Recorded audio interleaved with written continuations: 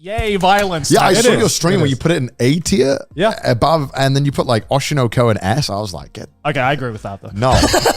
Why don't you agree with that? Dude, I've been watching all of Oshi No Ko and I'm like, oh my God. It's for me, it's like cringe watching it. Why? The whole like terrace house arc, I was like, what the fuck is this shit? Yeah. I was like, this is... Wait, why was that cringe? Oh, because the dude's like... like the moment where I had to you know, you stand up, you're like, what the fuck? I was like, when he like, there's this whole like kind of terrace house, like, and if you don't know the terrace house, there's this whole situation. Reality romance show. It's a really unfortunate situation, and it was, you know, where a contestant was on it and they ended up, like, unfortunately committing suicide from all of the mean comments, and the show kind of did like a weird kind of parody of it. I didn't really like. And it was kind of like, it was super fast. It was like, boom, you're on the show. Boom, you have hate comments. Now you want to die. And then she tries to die. And then the dude's like stalking her, I guess. And is just ready to catch her. And I was like, what the fuck is this? What if she didn't do it? Is he just following her this whole time? What the hell is this? This dude's a freak. That was the anime moment. Yeah. And that was an anime And I was like, and then this dude magically... I'm sorry, dude. If you gave me 15 more lives, I would not become this much smarter. I'm gonna be realistic about it. This dude became like gigabrain, 10,000 IQ, social media. The bro is a doctor. I'm like, this is so dumb. Are you a doctor? No. And if you gave me 4 more lives, I wouldn't be a doctor. I wouldn't be a doctor. So that moment in the anime, so there is a high school version of Terrace House. So it's like, which is also like, I was like, what the fuck is this? I was like, why are these 16-year-olds on a dating show? And like, I was just like, yeah, but shows like that in Japan exist. I know they do. I know, but like, it was so corny and so on the nose. I thought it was. I thought it was really well done. I thought it was a really well done. Yeah. There's few, like, normally when I see, let's say, anime and manga. I was gonna say media, and I went manga and media.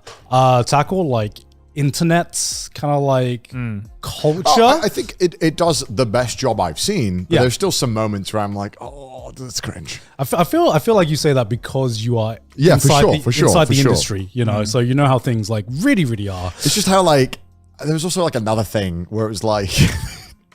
When the Terrace House episode is where I really started to get pissed off. I was like, oh all of this episode just feels so stupid. And they were like, actually, don't worry. No need to kill yourself. We have editing. And it was like, what? What? And they were like, everyone's going to love you now. And she's like, no, I don't want to kill myself. And it's like, what is this? What do you think? Mental illness is just an editing problem? Like, I mean, for the TV stations, yeah. Especially in Japan. Yeah, I mean, I thought... I don't think it's a mental health thing. Let's make and it's like, let's fix it. Do a TikTok dance. Let's film it and let's get it going. I think I got something totally different because what I thought was genius about that kind of arc was just to show how fickle the fucking internet is. I appreciate that was what they were trying to show, and I understood that. But I guess it was portrayed in a way, and maybe it's because the breakneck speed they went through all this stuff. Yeah, they went through it pretty fast. I was like, whoa. It was dedefinitely more fleshed out in the manga. Yeah, because I remember this arc in the manga lasting a little bit longer. It did feel pretty fast in the anime. Yeah. So yeah, I was like, oh, I remember watching the episode and I was like, oh, we're getting to this arc already? We're getting to that part? Yeah, and I think that was also a problem with it, is that they were introducing these ideas and they were running through them so fast, and they were trying to get this character arc believable for this girl who, you know, because she gets online hate in this one part, we're supposed to believe that within like just the time frame that we're flip-flopping sides so often, and it's like, what the fuck? No, I totally understand that, but I feel like the ideas that he tried to portray were like still there, which is why I still really... we've interacted with the Japanese entertainment industry in various ways, and it is very different to how we operate. And obviously the agency having way more power is a thing. And also Japanese hate comments being like... Oh yeah, that's 10 times worse. Oh, for sure. Japanese hate comments are intense. Yeah. I don't know. Just when I was watching it, I guess it was a mixture of the rushed, how it was rushed, and I guess because again I work in kind of work in that field. Yeah. I work in that. I don't fucking do work. I play video games. It's kind of interesting. Yeah. It was like, damn, all I had to do was do good editing and make a good video and everyone loves me again. Damn, if only it's that easy. I mean, for some people, that is how it kind works. Of is that. Think about how maybe some people get uncancelled sometimes. All it takes is like the perfect apology video. Yeah. You just need the one well-crafted video and your reputation goes back up. I guess sometimes that does happen. Like that has definitely happened online, but there's so many more cases of like that not being the case, and it's never that straightforward, and it's like, this was a shit apology video. But in the episode, the YouTuber character in that show explains that. And so she's like, I wouldn't recommend you do this video because it could backfire. And I'm like, okay, they're touching upon the realities of the internet doesn't forgive as easily as you obviously think. It's like dramatized because it's a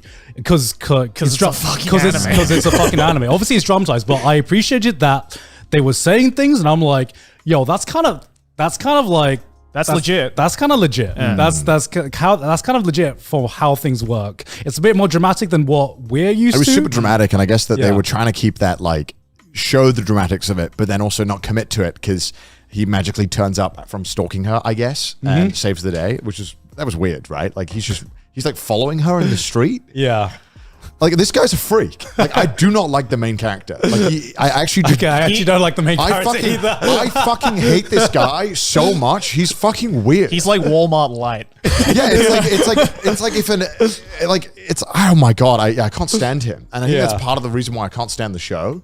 Is that, like, I do not care for him, and the only reason I watch this goddamn show is because the opening is a banger, and it convinces me that maybe the show will be good for 5 minutes. I like it because of the idea that it presents and the topics that it explores. Yeah, I agree with you. Main character can be is the least enjoyable character. Yeah. Why do they have to be a goddamn fucking basically an isekai? Why couldn't it just have? Why couldn't there just been someone likable? Goddamn it! I want to be the guy that hates Oshi No Ko. It's cringe.